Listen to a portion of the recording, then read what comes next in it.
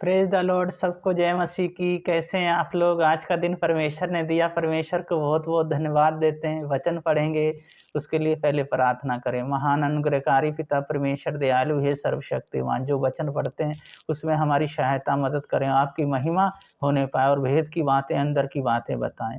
Holi spirit, thank you Jesus. सारा गौरव आदर महिमा आपको देते हैं, उद्धारकर्ता यीशु मसीह के नाम से मांगते हैं, आमीन। वचन पढ़ेंगे मत्ती 11 अध्याय उसका 20 पद से 24 पद तक। तब वह उस नगर को उलाहना देने लगा जिसमें उसने बहुत से सामर्थ के काम किए थे, क्योंकि उसने अपने मन नहीं फिराया था।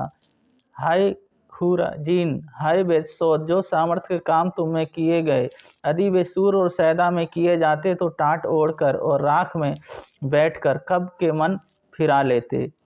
परंतु मैं तुमसे कहता हूँ कि न्याय के दिन तुम्हारी दशा से सूर और सैदा की दशा अधिक सहन योग्य होगी। हे कफराहून, क्या तू स्वर्ग तक ऊंचा किया जाएगा? तू तो अधलोक तक नीचा हो जाएगा।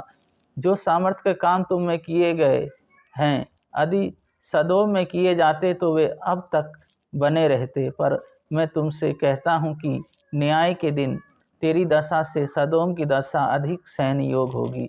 इस वचन को पढ़े जाने को परमेश्वर आशीष दें। तो हम यहाँ देखते हैं परमेश्वर चाहते हैं सब मन फिराएं उन पापों से, अपने आप को मन फिराएं और अपने जीवन को उस परमेश्वर को सौंप दें और परमेश्वर को अपना जीवन को दे दें। जिस तरह यहाँ पे यीशु मसीह ने उस वहाँ पे कार्य तो बहुत किया, पर उन्होंने अपना मन नहीं फिराया, मन उन्होंने कठोर कर लिया। तो उसी वजह से उन्हें उदाहरण दे रहे हैं सूर और सैदा का, सदोम का। उन्होंने कहा जे वो यदि उनके यहाँ इतना प्रचार किया जाता, इतना सुसमाचार सुनाया गया होता, तो वो लोग कब के मन फिरा लेते। पर तुम लोगों ने मन नहीं फिराया, इसलिए वो कहते हैं तुम अपना मन को फिराओ और अभी भी लौट आओ यीशु मसीह के पीछे, जो तुम्हारे प्राण बचाए जाएं। पर उन लोगों का मन कठोर और हृदय कठोर हो गया था और उन्होंने अपना मन को नहीं फिराया था। इसीलिए वो कहते हैं अपने मन को फिराओ। और दूसरी बात है मन को फिराओ, और दूसरी बात है उनका अविश्वास था। वो विश्वास नहीं कर रहे थे परमेश्वर पे, विश्वास यीशु मसीह पे नहीं कर रहे थे, वो विश्वास लोगों पे कर रहे थे, अपने जीवन को लोगों को सौंप रहे थे। पर जो जीवता स्रोत था, जो बहता हुआ जल था यीशु मसीह, उसको उन्होंने त्याग दिया था, उसकी बातों को नहीं मान रहे थे, पर अपनी इच्छा अनुसार अपने जीवन को जी रहे थे। परमेश्वर उनसे क्रोधित था।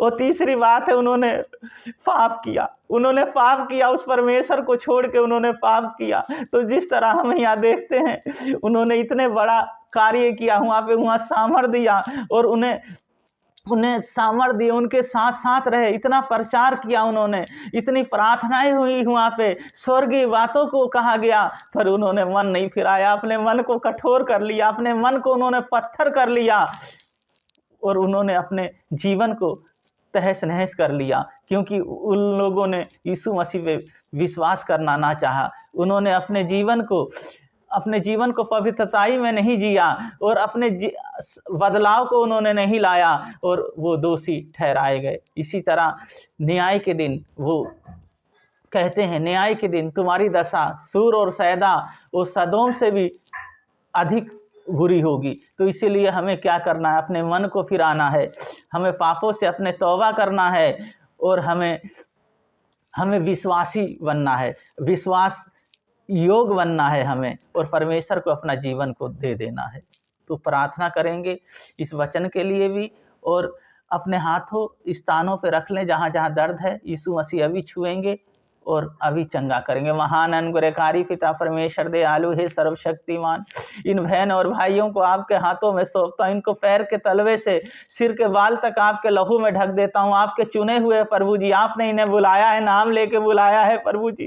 तो प्रभु जी होने दे कार्य, आपकी सामर्थ और आपकी आत्मा से, पवित्र आत्मा से हमेशा भरे रहने पाए। कोई दर्द है, कोई पीड़ा, यीशु मसीह के नाम से चले जाए। कोई भी परेशानी है, चाहे कोई बीमारी है, यीशु मसीह के नाम से अभी खत्म होने पाए। छोड़, यीशु मसीह के नाम से तुझे मैं आदेश देता हूँ, पवित्र आत्मा पर टच करें, छू लें, अपनी सामर्थ्य से भर दें प्रभु जी। आप जैसा मेरे यहोवा कोई नहीं प्रभु जी। आपका अनुग्रह और कृपा प्रभु जी इन पे बरसता रहे। जो कमाते हैं उस पे आशीष दे, मल्टीप्लाई करे, 100 गुना आशीष इन्हें मिले पाए, वो पैसा जुड़ने पाए, बिजनेस रोजगार सब प्रभु जी आप चलाएं। कोई भी रोजगार बिजनेस में कोई भी दुष्ट आत्माएं, बुरी संगति कोई भी बाधा ना डालने पाए। आपकी सामर्थ्य में प्रभु जी हमेशा बढ़ने पाए और आपकी योजनाएं इनके जीवन से पूरी होने पाए। पिता पुत्र पवित्र आत्मा के नाम पे इन्हें आशीषित करते हैं, उद्धारकर्ता यीशु मसीह के नाम से मांगते हैं, आमीन। आज परमेश्वर ने सुंदर वचन दिए, इस वचन पे आधारित अपने जीवन को जीते रहें, बड़े आनंद बड़े खुश रहें और परमेश्वर आपको बहुत आगे तक लेके जाएंगे। सबको जय मसीह की।